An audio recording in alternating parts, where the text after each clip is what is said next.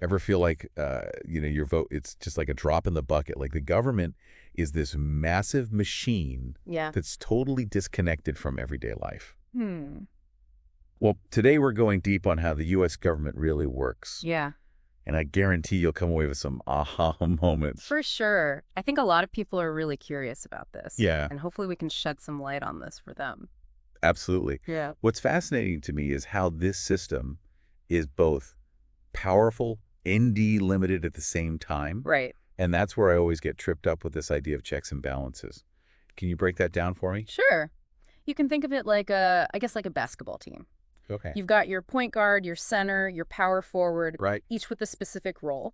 Well, in the U.S. government, those roles are played by the three branches: Okay. legislative, executive, and judicial. Okay, so Congress is like the playmaker then, setting things in motion with laws. Exactly. Congress drafts and votes on bills, which are basically proposals for laws. If a bill gets through both the House of Representatives and the Senate, Yeah. it goes to the president. Got it. So the president is like the coach Yes, who decides whether to put that play into action or not. exactly. The president can either sign the bill, making it law, or veto it, sending it back to Congress. Mm-hmm. But even then, Yeah. Congress can override that veto Wow. with a supermajority vote so they can say, no, we really want this to happen. So there are checks on the president's power, too. Oh, yeah. It's not just a one-man show. No, not at all. And then you have the Supreme Court, Right. who acts as the referee. Okay. They make sure everything is played by the rules of the Constitution. Uh-huh. And if they decide a law is unconstitutional, Yeah. they can just strike it down, like calling a foul on a bad play. So we've got this back and forth between Congress, the president, and the Supreme Court. Right. It sounds a little chaotic, It can be? but I guess it's all designed to prevent anyone from becoming too powerful. Exactly. It's about making sure no one person or group has too much power.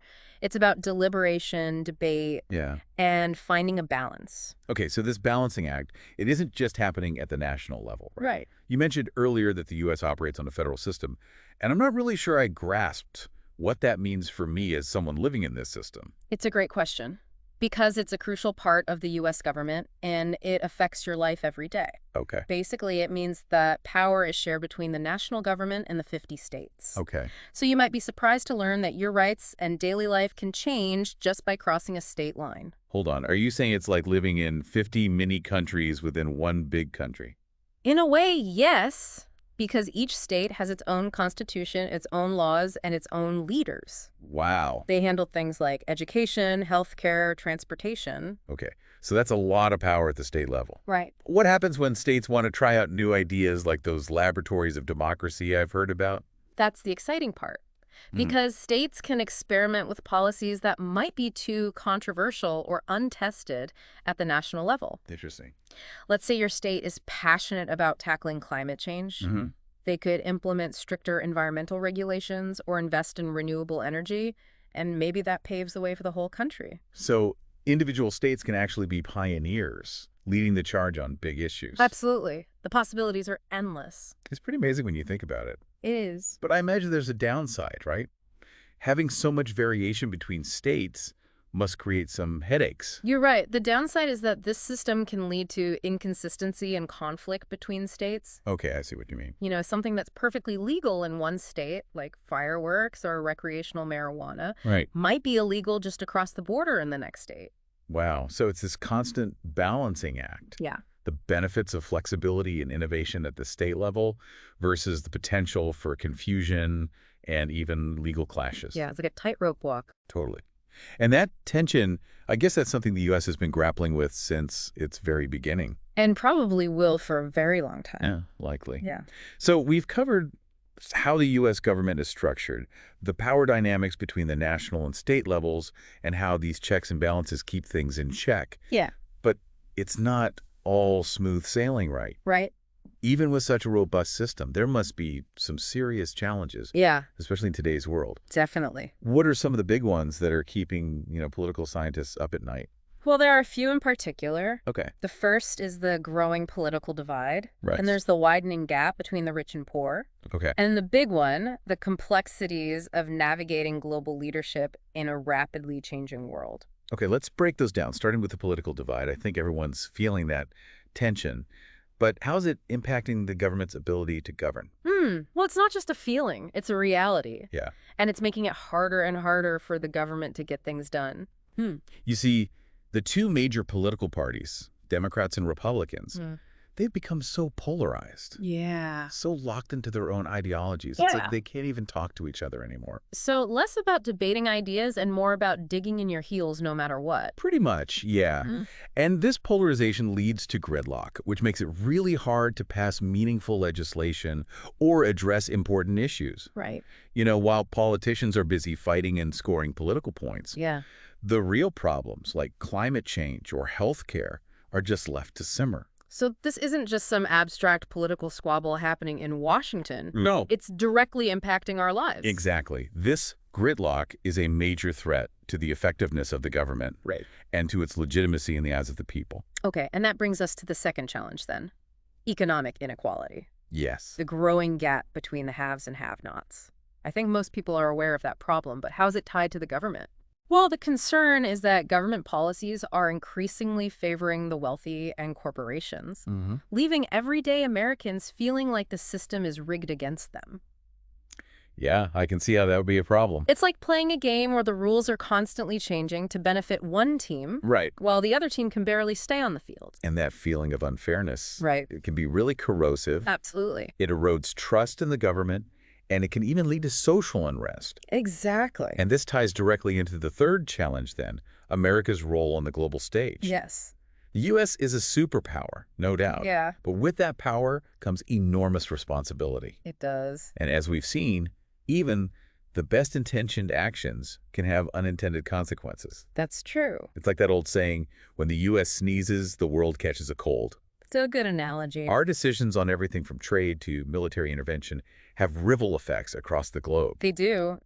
The U.S. is a major player on the world stage. Economically, militarily, and diplomatically, Right. its decisions have a ripple effect far beyond its own borders, impacting everything from global trade to international security. So things like military alliances, trade agreements, foreign aid, and even cultural influence. Oh, that, yes. Wow, the U.S. is involved in a lot. It is. And its actions in these areas, they can have some serious consequences. For sure, both positive and negative. For example, a U.S. decision to intervene in a conflict or to impose economic sanctions could change the course of history for a whole nation. That's right. And its economic policies can affect global markets, Right. influencing everything from currency exchange rates to the price of goods. And then, of course, there's climate change, which requires global cooperation and leadership from everyone, but especially the U.S. A crucial example, yes. The U.S. has the resources and the influence to make a real difference, Yeah. but its choices will have far-reaching consequences for the entire planet. It's a lot to grapple with. It's like trying to juggle a dozen spinning plates while riding a unicycle on a tightrope. I like that image. One wrong move and everything comes crashing down. It really highlights the complexity and responsibility that comes with being a global superpower. For sure. And it's important to remember that the U.S. doesn't operate in a vacuum.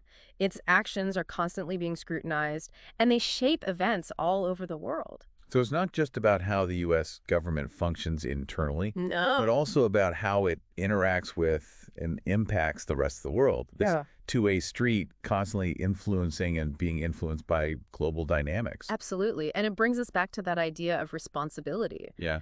The U.S. has a unique position of power and influence. Yeah. And its actions on the world stage carry a lot of weight. It's true. How it chooses to wield that power will shape the future, not just for Americans, but for all of us. It's like we're all on this big spaceship Earth together, and the U.S. is one of the pilots.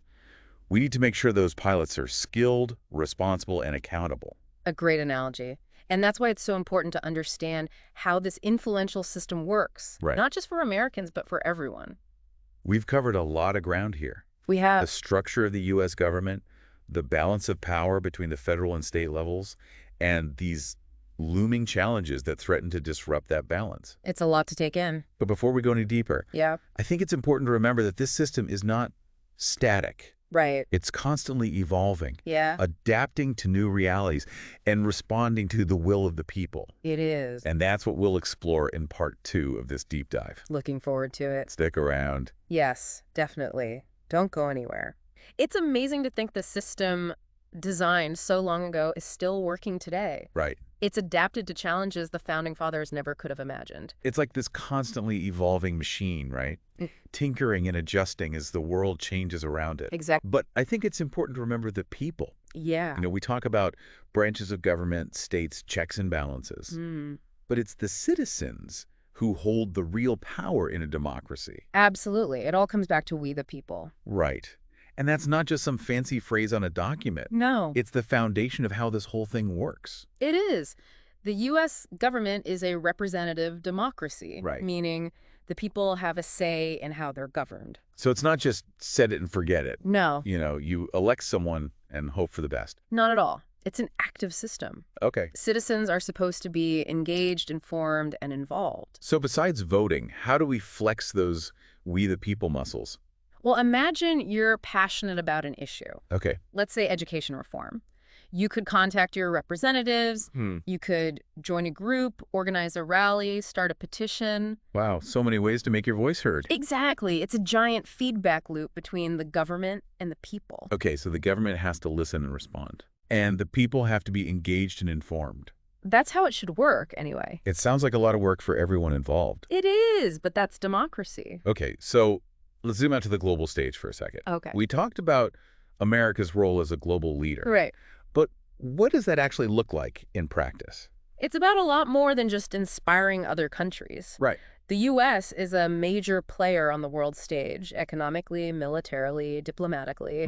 It's a web of international relationships and commitments. So we're talking about things like military alliances, trade agreements, foreign aid. All of that, yes. Wow. And the U.S.'s actions in these areas can have huge consequences. Right. Both good and bad. For example, the U.S. deciding to intervene in a conflict or to impose sanctions. Yeah. Those decisions could literally change history for entire nations. It's true. And its economic policies can affect global markets too. Wow. Influencing currencies, prices of goods. And then there's climate change, Yes. which needs global cooperation. A crucial example. And the U.S. has the resources and the influence to make a real difference. But it does. But its choices will affect the whole planet. Exactly. It's a lot of responsibility. It's like trying to juggle a dozen spinning plates while riding a unicycle on a tightrope. Uh-huh.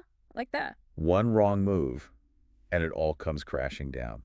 It's a good analogy. It really highlights the immense complexity and responsibility that comes with being a superpower. That's right. And we have to remember the U.S. doesn't operate in a vacuum. Its actions are constantly being watched and judged. Yeah. And they have the power to shape events all over the world. So it's not just about how the U.S. government functions internally. No. It's about how it interacts with and impacts the entire world. Exactly. It's a two-way street. Right. The U.S. influences the world, and the world influences the U.S. And it all comes back to that idea of responsibility. It does. The U.S. has a unique position of power and influence, It does. and how it uses that power will shape the future for all of us. It's like we're all on this big spaceship Earth together. I like that analogy. And the U.S. is one of the pilots. Mhm. We have to make sure they're skilled and responsible. That's right. And that's why it's so important for everyone to understand how this system works. Not just for Americans. No, for everyone. We've explored the inner workings of the U.S. government, the balance of power between federal and state, We have. and the challenges that threaten that balance. Yes. But before we wrap up, Mm-hmm. there's one more layer we need to peel back. I'm intrigued. The evolution of the U.S. political landscape Okay. and how it's been shaped by social and cultural shifts. Interesting. It's a story of progress and setbacks, changing values, Okay. and it's essential to understanding where the U.S. government is today and where it might be going. I see. So we'll dive into that in part 3 of this episode.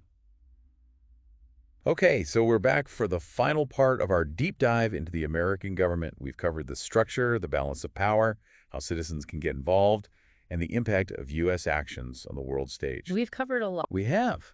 Now it's time to explore how this whole system has been shaped by the people who live within it. Right, because the U.S. has always been a nation of diverse perspectives and evolving ideals. Yeah, it wasn't all smooth sailing after the revolution, was it? Not at all. From the very beginning, there were debates about the best way to govern and what role the government should play in people's lives. So there were still some fundamental disagreements about what America should be. Exactly. And those disagreements led to political parties, social movements, and this constant struggle to define and protect individual rights. It's a story that continues today. And speaking of those social movements, they've had a huge impact on shaping the U.S. political landscape. Absolutely. The civil rights movement, the women's suffrage movement, the fight for LGBTQ+ rights, Hmm. all of these were grassroots efforts that pushed for change. Right. They challenged the status quo and demanded equality and justice for all citizens. They weren't just changing laws, they were changing hearts and minds, too. You got it. They shifted cultural attitudes Yeah. and how Americans saw themselves and their government.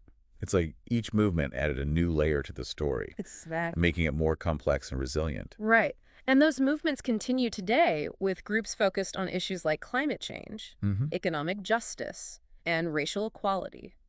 It's a reminder that this story is still being written. So it's not enough to just sit back and watch, is it? No.